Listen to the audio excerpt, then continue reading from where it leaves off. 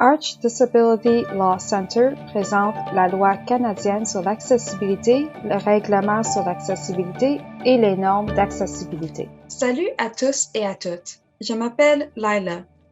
Je suis une avocate et je travaille à Arch Disability Law Center. Arch travaille pour la défense des droits des personnes handicapées. Je suis accompagnée de Jérôme Plante de la Confédération des organismes des personnes handicapées du Québec.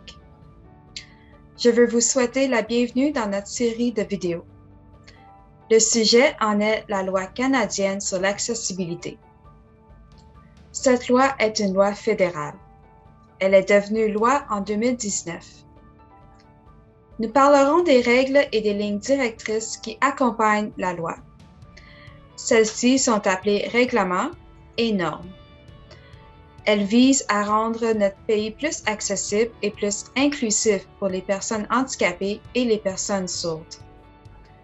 Nous parlerons de qui doit suivre ces règlements et directives. Il y a 5 vidéos dans cette série. La première vidéo porte sur la loi canadienne sur l'accessibilité. Ceci est la deuxième vidéo dans cette série. Cette deuxième vidéo examine les règlements et les normes, ou les règles et les lignes directrices. La troisième vidéo explique comment le gouvernement du Canada, l'Office des transports du Canada et le Conseil de la radiodiffusion et des télécommunications canadiennes, le CRTC, adoptent des règlements. La quatrième vidéo donne des conseils sur la façon dont vous pouvez apporter votre contribution lorsque de nouvelles règlements sont prises. Et la cinquième vidéo explique où trouver les règlements une fois qu'ils sont établis. Elle indiquera également quand vous voudrez peut-être les utiliser. Chaque vidéo est accompagnée d'un bref résumé écrit. Ceux-ci auront les principaux points de chaque sujet. Ils vous indiqueront également où trouver plus d'informations sur chaque sujet. Les vidéos et les résumés sont tous disponibles sur le site web d'Arch à l'adresse www.archdisabilitylaw.ca. Nous vous suggérons de regarder ces vidéos dans l'ordre de 1 à 5. Cela vous permettra de mieux comprendre les informations. Il existe de nombreux autres règlements qui ne sont pas liés aux règles d'accessibilité. Ils affectent aussi les personnes handicapées et les personnes sourdes. Il est important que les personnes handicapées s'impliquent également dans l'élaboration de ces règlements. Les informations contenues dans cette vidéo peuvent vous aider à comprendre comment procéder. Nous avons réalisé ces vidéos avec l'aide de nos partenaires. Nos partenaires sont l'Association canadienne des sourds, Accès Troubles de la communication Canada, le Conseil des Canadiens avec déficience, la Coalition nationale des personnes qui utilisent des chiens guides et d'assistance au Canada et Personnes d'abord du Canada. Dans cette série de vidéos, nous appellerons la loi canadienne sur l'accessibilité, la loi en abrégé. Arch a constaté qu'il existe des barrières dans le processus d'élaboration de ces règles.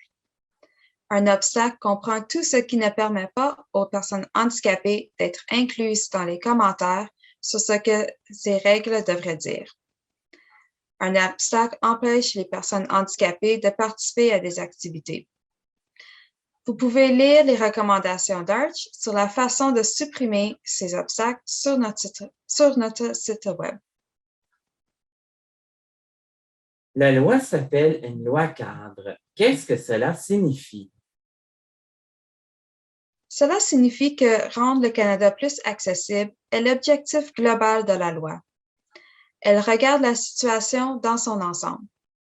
Elle énonce des règles générales pour aider à atteindre l'accessibilité. La loi n'inclut pas de détails spécifiques. Elle ne dit pas exactement ce qui sera fait pour éliminer les obstacles. Certains de ces détails spécifiques se trouvent dans les règlements et les normes. La loi est comme un plan pour une maison. Les législateurs et les bureaux du gouvernement sont les bâtisseurs. Ils établissent des règlements et des normes d'accessibilité qui comportent des règles et des directives.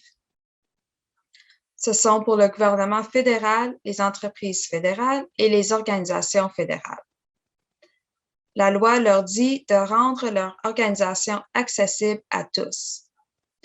Cela signifie rendre leurs services accessibles. Cela signifie rendre leurs bâtiments accessibles. Cela signifie aussi rendre les emplois et les communications plus accessibles. Ce sont ces règles et lignes directrices qui aideront à concrétiser la loi. Qui établit les règlements et les normes en vertu de la loi? La loi donne aux agences gouvernementales le pouvoir de réglementer. Ces agences sont le gouvernement fédéral du Canada, l'Office des transports du Canada, ou l'Office, et le Conseil de la radiodiffusion et des télécommunications canadiennes, ou le CRTC.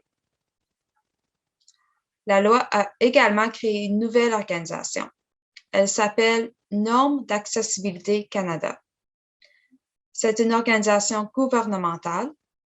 Elle crée des normes et des lignes directrices en matière d'accessibilité. Parlez-moi des règlements. Que sont-ils? Les règlements sur l'accessibilité sont un ensemble de règles juridiques. Cela signifie qu'ils doivent être respectés. Cet ensemble de règles indique aux entreprises, aux organisations et au gouvernement fédéral comment devenir plus accessible. Si ces règles ne sont pas respectées, une amende ou une sanction peut être imposée. Pouvez-vous donner quelques exemples de ce qu'un règlement pourrait dire? Bien sûr, un règlement d'accessibilité pourrait concerner l'accessibilité physique d'un bâtiment. On pourrait dire qu'il doit y avoir des ouvre-portes automatiques. On pourrait dire que toutes les portes, tous les couloirs et toutes les toilettes doivent être construits pour être accessibles aux personnes en fauteuil roulant. Un autre règlement pourrait concerner la communication. On pourrait dire que le personnel des programmes du gouvernement fédéral doit être formé pour communiquer avec les personnes handicapées. Un règlement sur l'accessibilité peut dire que les personnes qui travaillent à Service Canada doivent pouvoir communiquer avec quelqu'un à l'aide d'un panneau d'affichage ou qu'ils doivent être formés aux méthodes de communication supplémentaires et alternatives. Un autre exemple est qu'un règlement pourrait concerner le transport. Cela pourrait indiquer que les compagnies aériennes ou les chemins de fer doivent autoriser les gens à utiliser des chiens guides ou d'assistance lorsqu'ils voyagent. Ce sont tous des exemples de ce que les règlements pourraient dire. Il y aura également des règlements sur la façon dont les organisations doivent planifier pour devenir plus accessibles. La loi demande aux organisations fédérales d'élaborer des plans d'accessibilité. Ces plans indiquent comment les organisations trouveront et élimineront les obstacles. Les règlements indiqueront quand ces plans doivent être rendus publics. Les personnes handicapées et les personnes sourdes peuvent demander des copies du plan si elles le souhaitent. Vous pouvez les demander dans des formats accessibles. La loi incitera les organisations à obtenir la contribution des personnes handicapées et des personnes sourdes. Des processus de consultation et de rétroaction seront mis en place. Celles-ci permettront aux personnes handicapées et aux personnes sourdes de dire aux organisations comment elles se débrouillent en matière d'accessibilité. Les règlements indiqueront quand les organisations doivent effectuer leur processus de rétroaction. La loi stipule que les organisations doivent rédiger des rapports d'étape. Ces rapports montreront dans quelle mesure une organisation atteint ses objectifs d'accessibilité. Les règlements indiqueront à quelle fréquence les rapports d'étape doivent être rédigés. Vous nous avez dit plus tôt que le gouvernement du Canada, l'Office des transports du Canada et le CRTC établissent ces règlements. Quelle est la différence entre les règlements de chacun de ces organismes? Chaque groupe est responsable de l'élaboration de règlements dans différents types d'organisations fédérales. Ces organisations travaillent dans différents domaines de la vie.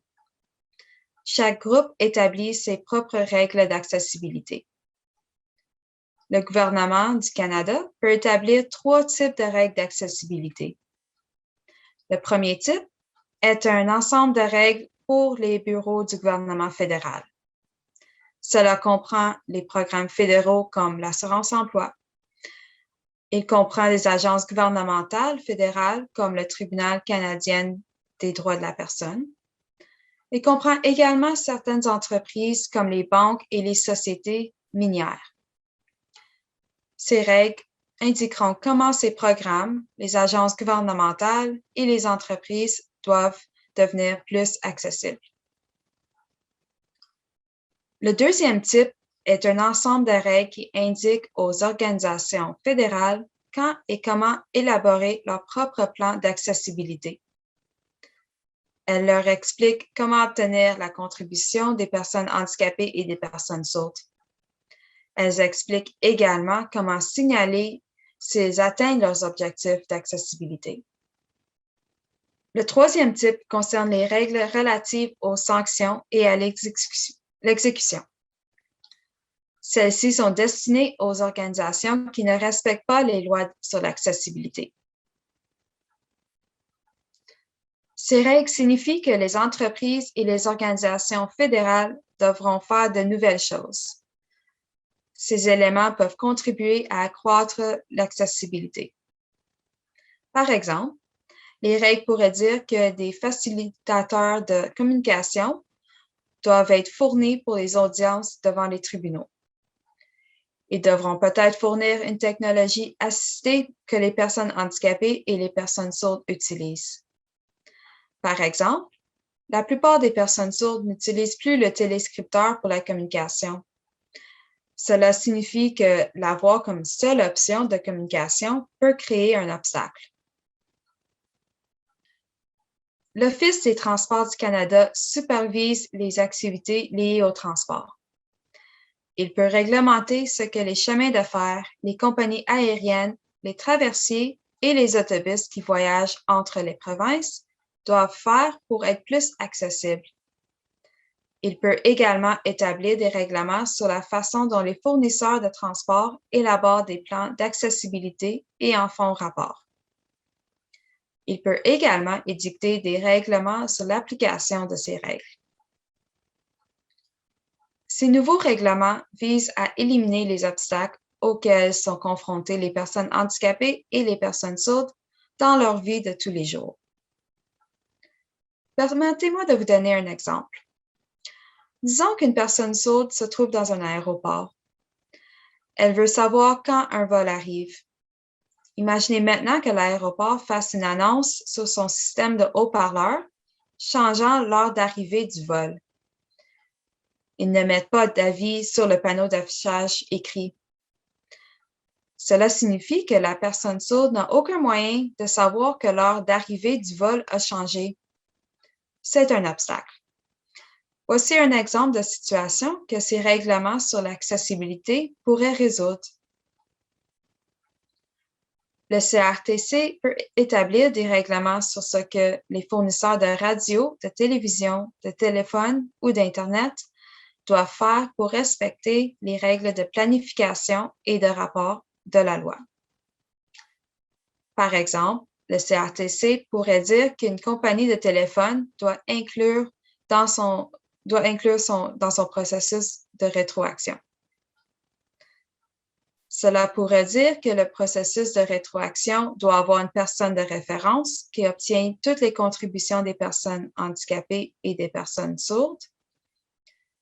Le CRTC pourrait également dire quand un fournisseur d'Internet doit terminer son premier plan d'accessibilité ou rédiger ses rapports d'étape. Le CRTC dit également aux fournisseurs de radio, de télévision, de téléphone et d'Internet ce qu'ils doivent faire pour être plus accessibles. Le CRTC n'utilise pas toujours les règlements pour ce faire. Parfois, il le fait en prenant des décisions, des ordonnances et des politiques réglementaires. Que sont les normes d'accessibilité? Les normes d'accessibilité sont un ensemble de lignes directrices. Elles expliquent comment rendre les choses plus accessibles. Ces éléments peuvent comprendre des informations, des produits ou des services. Cela pourrait également inclure l'emploi et d'autres domaines pouvant être rendus plus accessibles. La loi donne à Normes d'accessibilité Canada le pouvoir d'établir ces normes. Pourriez-vous me donner quelques exemples de ce que les normes d'accessibilité pourraient dire? Une norme d'accessibilité pourrait montrer comment rendre un site web accessible. Elle pourrait montrer quels formats accessibles peuvent être utilisés pour fournir des informations. Une norme comme celle-ci peut aider à éliminer les obstacles à l'information et à la communication. Un autre exemple de norme d'accessibilité pourrait être dans le domaine de l'emploi ou de l'obtention d'un emploi. Elle pourrait expliquer comment faire des plans d'adaptation. Elle pourrait illustrer comment accommoder les employés ayant un handicap et les employés atteints de surdité. En quoi les normes d'accessibilité sont-elles différentes des règlements? Les normes d'accessibilité sont volontaires. Ce ne sont pas des règlements. Ce ne sont pas des lois. Il s'agit d'un ensemble de lignes directrices que les organisations sont encouragées à suivre. Il n'y a pas de sanction si une organisation choisit de ne pas suivre une norme. Mais un règlement est une règle juridique. Il doit être suivi. Il pourrait y avoir une sanction si un règlement n'est pas respecté. Une norme d'accessibilité pourrait-elle devenir un règlement? Oui, c'est possible. Le gouvernement peut transformer une norme en règlement. Norme d'accessibilité Canada peut demander au gouvernement de le faire. Si une norme devenait un règlement, les organisations devraient la suivre. Il pourrait y avoir une sanction si le règlement n'est pas respecté. Existe-t-il d'autres moyens de donner des conseils aux organisations pour rendre les choses plus accessibles? Oui, les normes d'accessibilité ne sont qu'un type de ligne directrice qui traite de l'accessibilité. Un autre type de ligne directrice est appelé document d'orientation. Il peut indiquer au gouvernement, aux entreprises et aux organisations comment suivre les règlements. Le gouvernement du Canada, l'Office des transports du Canada et le CRTC élaborent parfois des documents d'orientation.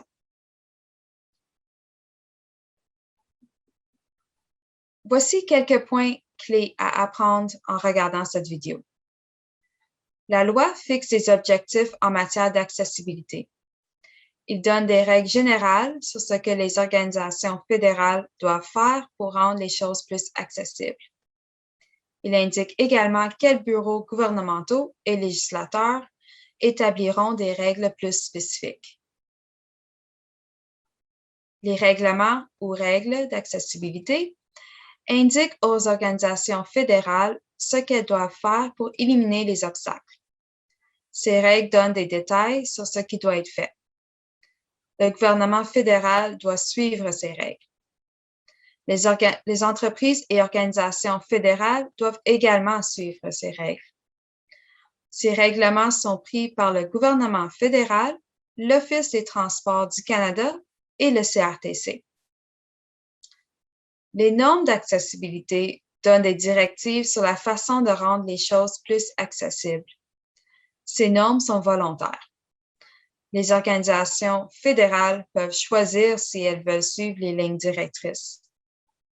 Les lignes directrices sont établies par Normes d'accessibilité Canada. Elles décrivent comment offrir des informations, des produits et des services de manière accessible.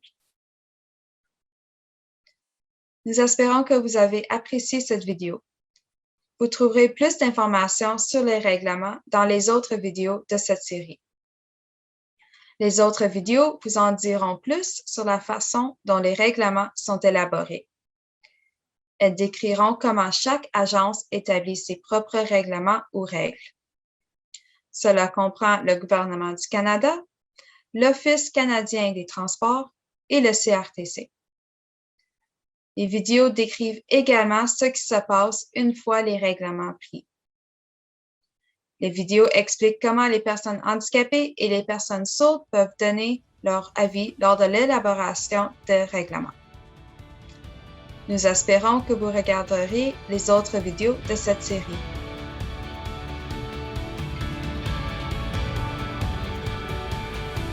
Arch remercie le Programme de partenariat pour le développement social composant personnes handicapées du gouvernement du Canada pour leur financement de ce projet. Les informations contenues dans cette vidéo ne sont pas destinées à être un avis juridique. Consultez un avocat ou un travailleur juridique si vous avez besoin d'un avis juridique sur une affaire spécifique. Les informations contenues dans cette vidéo sont à jour au 31 mars 2021.